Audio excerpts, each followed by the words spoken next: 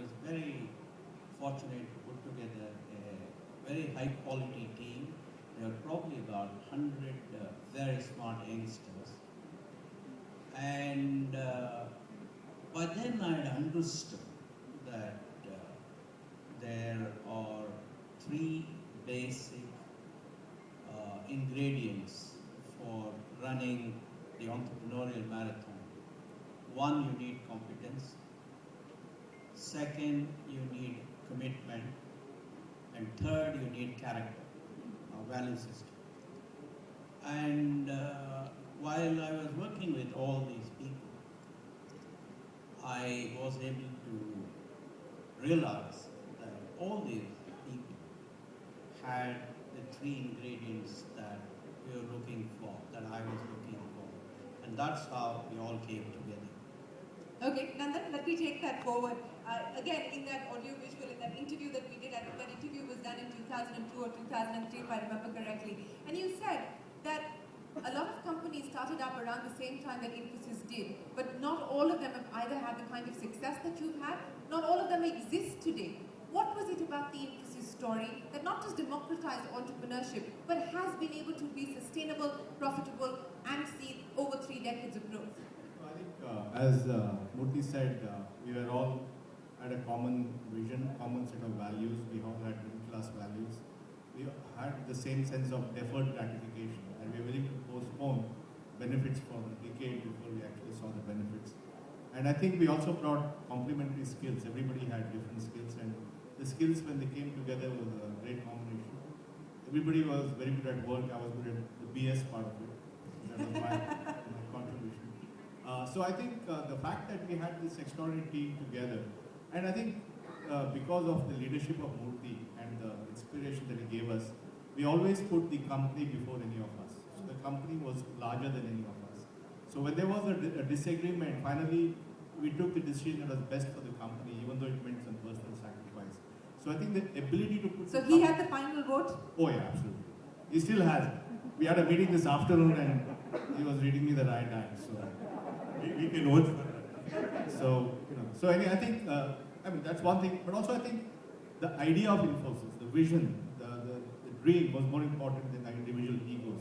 And I find in most companies and startups, I see a lot of them. I think unless you're willing to subordinate your ego to a larger cause, you will not have sustainability.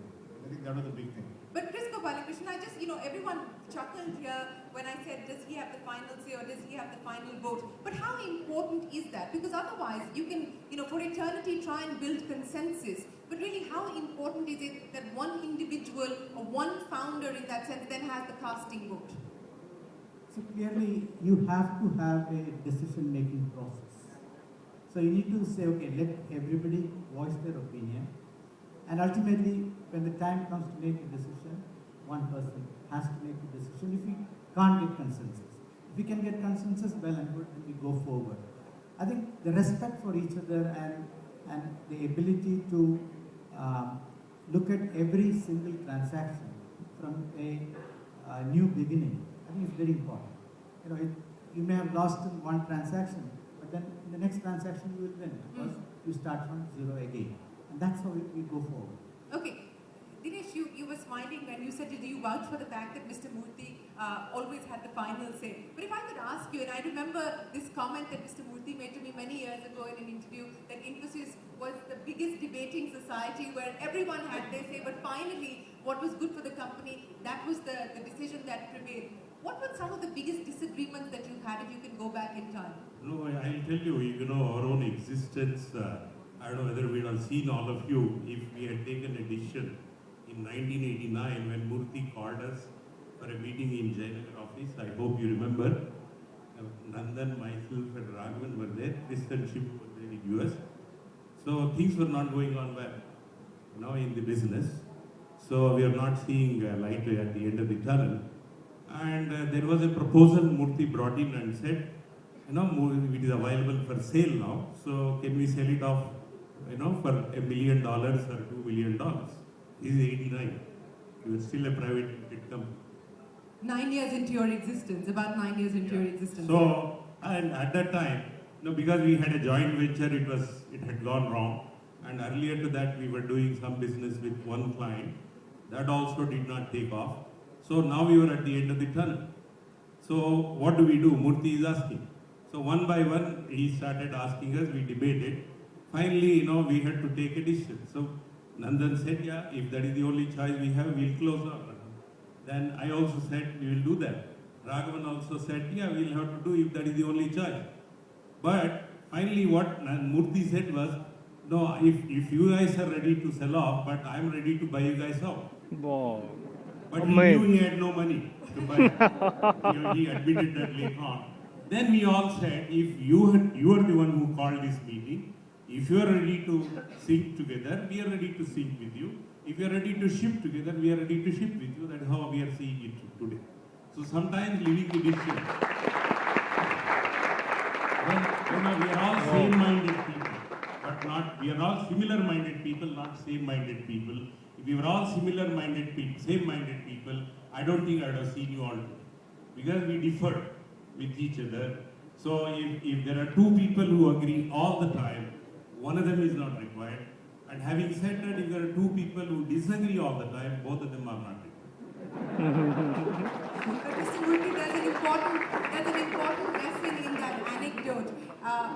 And there's a lot of entrepreneurs here today. The talk, unfortunately, comes down to valuation. The talk comes down to, what is the best price that you can extract for yourself? When should you exit? That's the conversation that we seem to be having around the startup ecosystem at this point in time. What gave you the confidence to hold out in 1989? When you were getting $1 million, things were not looking that great. You were about 8 or 9 years into your existence. No, I must correct Dinesh slightly.